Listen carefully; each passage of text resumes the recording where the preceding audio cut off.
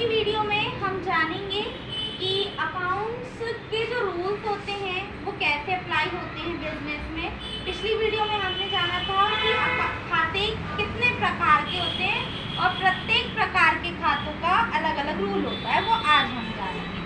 तो सबसे पहले हमने समझा था कि व्यक्तिगत खाते कोई भी व्यक्तियों के खाते होते हैं, तो इसका अकाउंटिंग में रूल क्या होता है, पाने वाला डेबिट। यदि हमें कुछ मिल रहा है, यदि हम कुछ चीज़ पा रहे हैं तो हम डेबिट होंगे, यानी हम रिसीव कर रहे हैं तो हम डेबिट होंगे।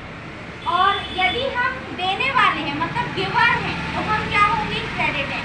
जैसे मैं उदाहरण के थ्रू आपको समझाती हूँ, राम ने श्याम को पैसा दिया। राम क्या कर रहा है, श्याम को पैसा दे रहा है, ठीक। तो श्याम यहाँ पाने वाला हो गया, तो श्याम क्या हो जाएगा, डेबिट, और राम क्या हो जाएगा, देने वाला, तो राम हो जाएगा क्रेडिट।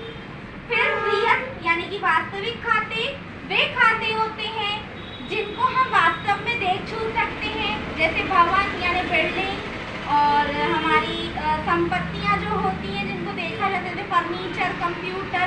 यदि ये बिजनेस में आती हैं तो ये डेबिट होती हैं, और यदि ये बिजनेस से जाती हैं तो ये क्रेडिट होती हैं। तो व्हाट कम्स डेबिट और what out credit. Nominal account यानी नाममात्र के खाते। कभी कभी क्या होता है, स्टूडेंट्स नाममात्र खातों में थोड़े कंफ्यूज होते हैं, लेकिन हमको समझना है जैसे कोई एक्सपेंस हो रहा है या कोई लॉस हो रहा है तो वो हमारे लिए डेबिट होगा, क्योंकि वो हमने पढ़ा नॉमिनल अकाउंट में आ रहा है, ठीक। जैसे कि हमने किसी को सैलरी दी या हमने किसी को, तो वो सारी चीज़ें डेबिट होंगी।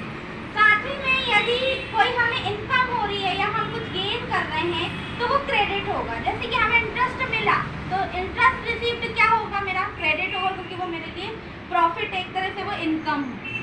तो ये हमारे रूल्स जो अकाउंटिंग की बेसिक टर्म है, यदि आप इन अकाउंट्स के रूल्स को अच्छे से समझते हैं तो आपको आसानी से समझ में आएगा। यदि वीडियो अच्छी लगी हो तो लाइक एंड सब्सक्राइब जरूर करें।